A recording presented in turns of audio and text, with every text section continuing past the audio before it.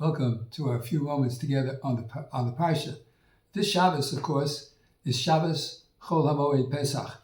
Don't be confused by the kittel that I'm wearing. There's no din to wear a kittel at the Shabbos table in Pesach. It's only for the Seder itself. But because the Haggadah says, V'chol hamarbe l'saper b'tzias Mitzrayim hareze meshubach, the more one increases the telling of the story of the going out of Egypt, he or she is to be praised. And we are going to be speaking about the Haggadah a little bit.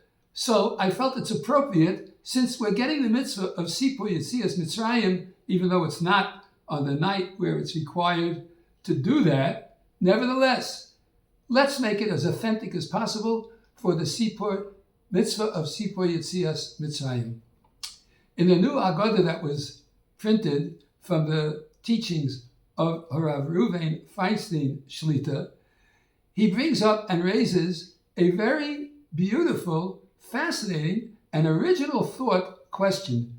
The three words that we say most often on Pesach, and in fact on every single Yom Tov, and throughout the year, even at Kiddush on Friday night, are Zecher Liyetzias Mitzrayim, as a remembrance of the going out of Egypt. That's the way we translate it. That's Zecher Liyetzias Mitzrayim. It's a reminder of the going out of Egypt. But if you think about it, Zecher Liyetzias Mitzrayim doesn't mean a remembrance of the going out of Egypt.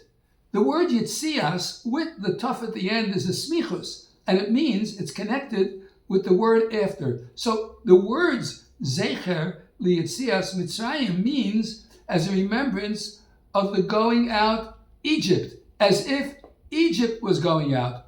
Why doesn't it say Zecher Liyetzia Mi Mitzrayim? That would be more appropriate. Zecher as a remembrance, Liyetzia to the going out Mi Mitzrayim, from Mitzrayim. It's not that Mitzrayim went out, it's that the Jews went out from Mitzrayim. So why does it say Zecher Liyetzias Mitzrayim when it should say Zecher Liyetzia Mi Mitzrayim? Rav Reuven Shlita, who is such an original thinker and hits it on the head so beautifully, explains it's not that we're celebrating the going out of Egypt. Because, as it says in the Haggadah, Ve'ilu lo hotzi HaKadosh Baruch Hu mi Mitzrayim, if Hashem would not have taken us out of Egypt, Harei anu uvanenu uvanei vanenu mishubadim hayinu lefaro b'Mitzrayim, then we and our children's children, our grandchildren, our great-grandchildren, we would still be slaves to Pharaoh in Egypt. The only one who could possibly take us out and make it that we were out of Mitzrayim and did not have any Mitzrayim left in us was if Hashem took us out. And he made it an impossibility to go back to Mitzrayim in the consideration that that entire culture was totally destroyed. Had it not been totally destroyed, if Hashem had not taken us out and told us that we are not beholden to live in a culture of Mitzrayim, we would still be slaves. So Zecher Liyetzias Mitzrayim means as a remembrance of the Egypt going out of us.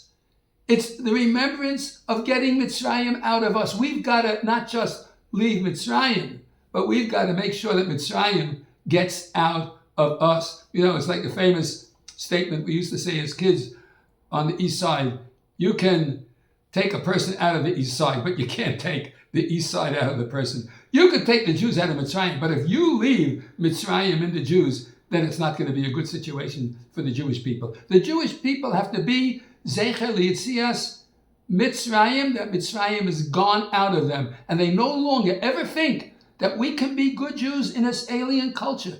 We can be good Jews in a culture that is not completely under the guise of the Torah. And Reb Reuven Shlita gives three good examples. I'm just going to give one example. You can think of some others. I'll give you hints about them. But I'm just going to give one example. Reb Reuven gives an example of sports. Now, you know I love sports, and we all have a penchant, especially in America, the great national pastime of baseball. But Reb Reuven makes a very interesting point. He tells a story about Rav Moshe Zatzal, his father, who came into a 6th or 7th grade class, and they knew the Rosh Yeshiva was coming in. They all prepared Torah, and Rav Moshe asked the children, "Let me ask you a question." And these are about bar mitzvah age boys. "Let me ask you a question." And he said it in Yiddish, "If you have free time, what should you be doing with all of your free time?" So one boy, of course, raised his hand. I know the answer to that one. He said, "We should be learning Torah." He said, "Only Torah?" The boy said, "Yeah, that's all we should be doing." And Rav Moshe said, "Nope, that's not the right answer. You should also play a little ball. It's good for your health. It's good to get out a little anxiety. It's good to play a little sports. But there's only one thing. You should zol spillen v'ayid. You should play like a Jew." What did he mean, play like a Jew? So Reb Reuven gives the answer. He says, in baseball, you have a runner on first base, and the next batter up hits a ground ball to the shortstop. So the shortstop scoops up the ball, throws the ball to the second baseman covering second base, and immediately he's going to throw it to first base and make a double play. So what does the runner do? The runner tries to slide into the defender covering second base, and using the cleats on the bottom of his shoes tries to stop the ability of the other player from throwing to first base by knocking him down, even cutting his legs, even if he chopped them off. The idea is you gotta win at all costs. That's not playing like a Jew. That's playing the way American baseball is played. But if you play like a Jew, okay, you didn't get it, so you didn't win, so you don't win. So you don't win in baseball, but you had fun, you did the job. And if you didn't get it in a clean, winning way, so what?